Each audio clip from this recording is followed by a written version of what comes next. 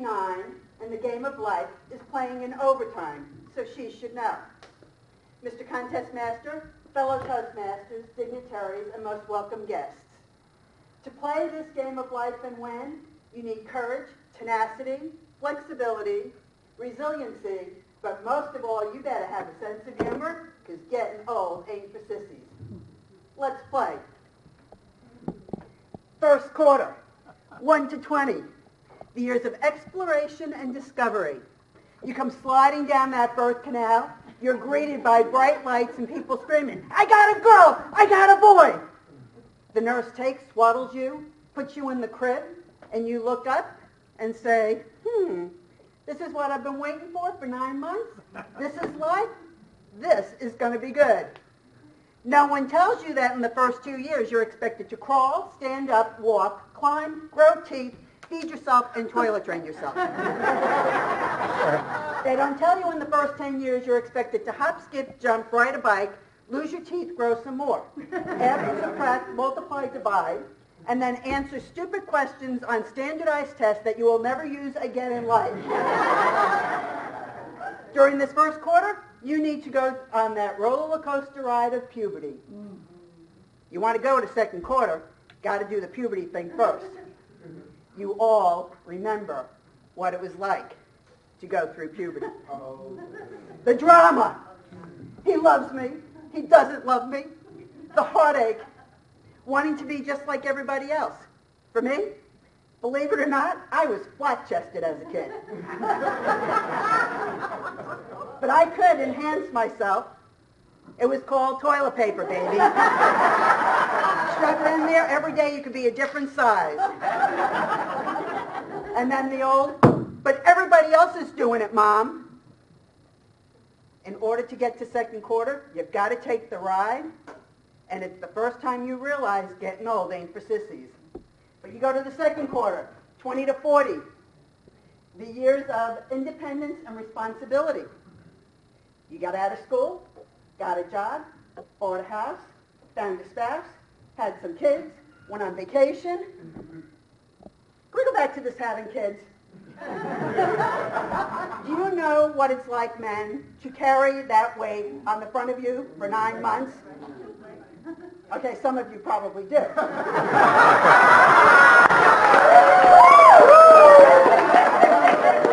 idea was it to take something the size of a basketball, shove it through the hole the size of a baseball, and tell a woman she's having fun? And we don't do it once, we do it twice, 3 times. My mother did it 10 times.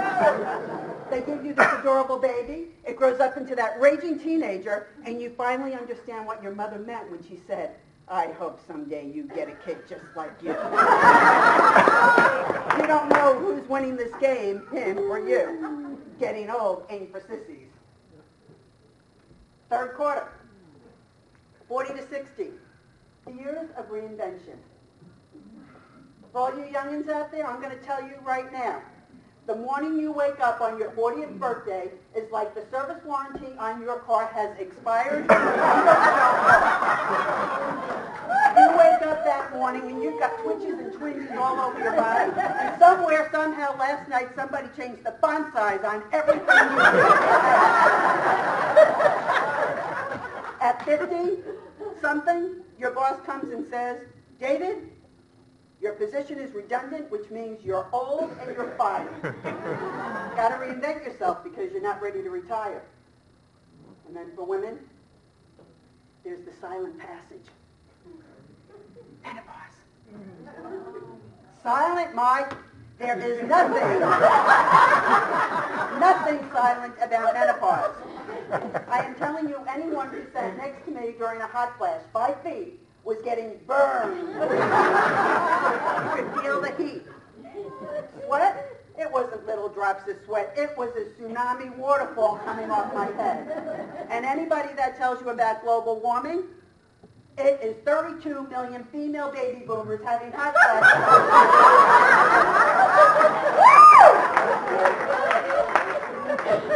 Your hair falls out, you get hair where you didn't have hair. Your husband looks at you one morning and says, "Who are you and where did you come from?"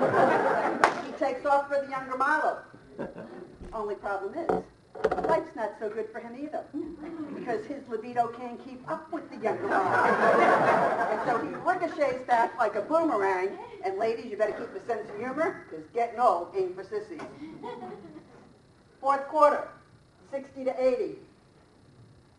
Andre, this is where your brain is telling you one thing. You can ride that bike, you could do that mountain exercise, and the next morning Andre's body was going, no, you can't. You're old. You can't do this anymore. You fall down and break things, it's okay. Medical science has figured out how to give you new knees, hips, shoulders, forehead. Before you know it, you're the bionic person flying through the security line at the airport. The only thing golden, I'm telling you about the golden years, is the money the pharmaceutical companies are making on the drugs and the replacement parts that they have figured out to give you to get you into overtime. Getting old ain't for sissies. But if you're lucky enough, you've done a good job, you haven't been called out of the game, you go into overtime. Life comes full circle. Those diapers you showed up in, baby?